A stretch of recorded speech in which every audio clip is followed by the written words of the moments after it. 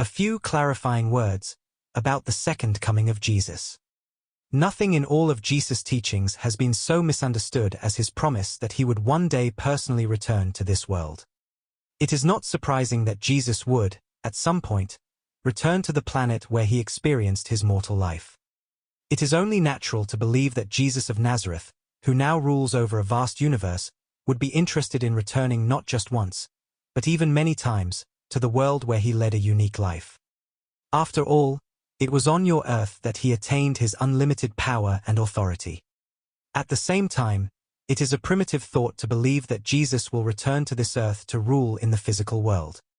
As his reign governs a complete universe with more than 3 million inhabited planets, most of which are much larger than Earth.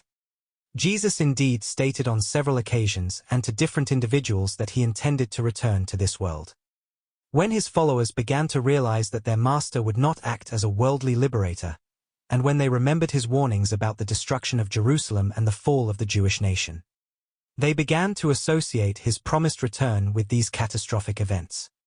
But when the Roman armies tore down the walls of Jerusalem, destroyed the temple, and scattered the Jews from Judea, and Jesus still did not reveal himself in power and glory, his followers began to formulate the doctrine that linked the second coming of Christ with the end of the age, or even with the end of the world.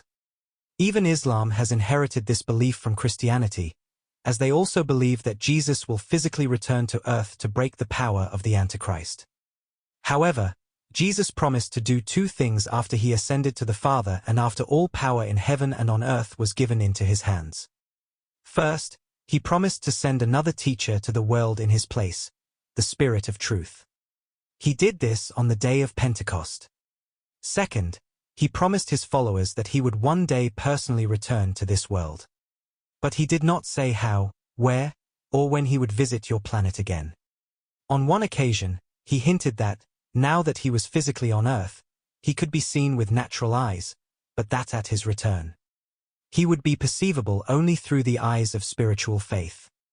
We firmly believe that Jesus will indeed return to earth in person, but we have no idea when or in what manner. We are sure of only one thing, that when he comes, it is likely that the whole world will know.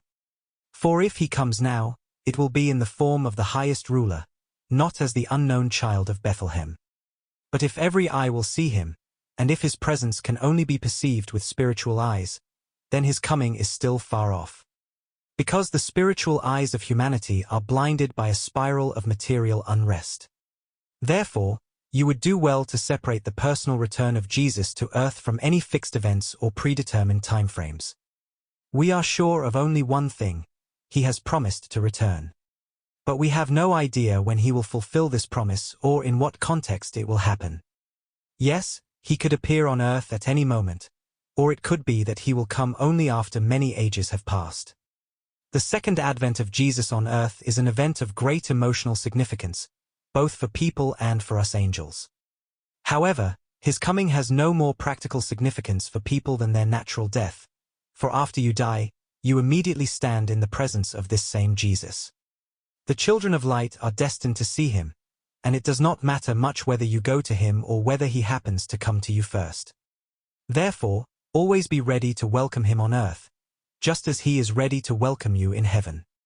We also look forward with confidence to his glorious appearance, and we even expect that he will come multiple times, but we are completely unaware of how, when, and in what context he will visit this earth again.